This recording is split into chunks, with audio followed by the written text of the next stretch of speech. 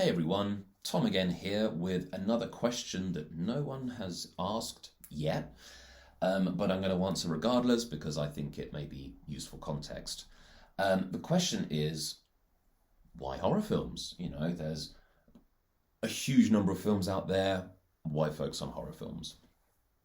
So, first reason, simply put, I enjoy them. I wasn't big into horror films until university, really. I'd watched a few American remakes of, The Ring or The Grudge when I was in my teens, but when I hit university, I had a weekly film showing in my dorm room in Rutherford. Uh, Cinema G's Sabbath defying film extravaganza, because it was every Sunday, and even back in those early days, I was a verbose bastard. The the viewing I did for Halloween, I put on the Texas Chainsaw Massacre, and so there was maybe 12 people in a tiny Rutherford Hall's dorm room watching the Texas Chainsaw Massacre on a 11.5 inch screen on an old laptop of mine, and you could hear a pin drop. It was amazing how everyone was so wrapped up in what was happening, and from the opening moments, from the first monologue in Texas Chainsaw Massacre, people were hooked. And ever since then, I had a real appreciation for horror films, and the more I watched them, the more I kind of enjoy them. And as I mentioned probably in another video, I get this catharsis. Yes, I am scared when I watch these films, but it makes me tense. It makes me fight or flight. And then once the film's over, I feel like these tensions have been released. It's almost therapeutic for me. Although some people find that very hard to wrap their heads around.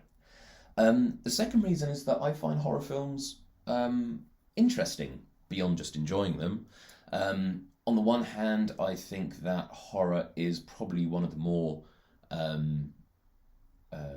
ridiculed film genres, widely speaking.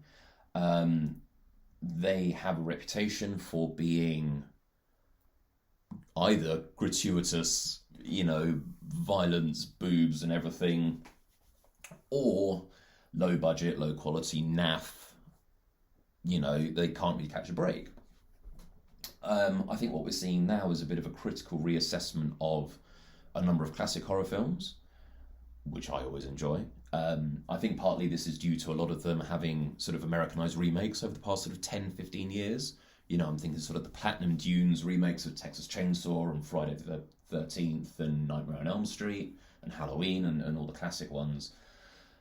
I think as part of that, people are going back and sort of reassessing the originals. On the other hand, there's also a new crop of very interesting horror directors out there working currently, making empirically good films. The casting is great, the scripts are great, the themes are great, the scares are great, it looks great, they're well directed. Broadly speaking, the films of Ari Aster or Robert Eggers are good films. They are not, it's just gratuitous shit. So that's the other thing. And then digging into putting my critic hat on for a moment, I think that a lot of horror films reflect the fears of society at the time that they were made. So, you think of Japanese horror films and they tend to focus a lot on, isolation and honor and hiding things from family or relationships, or something like Audition that preys on, a gender imbalance and, a man's attempt to find a girlfriend or a wife. But then you also think back to America, the slasher films in America. Halloween was at the 70s, it went through until the 80s. What was happening culturally in America? You had John Wayne Gacy, you had Jeffrey Dahmer, you had Son of Sam, you had these very public personifications of incredibly evil deeds that I think get replicated in the Michael Myers, the Freddy Kruegers, the Jason Voorhees, the other icons of horror. They are just fictionalized versions of American fears at the time.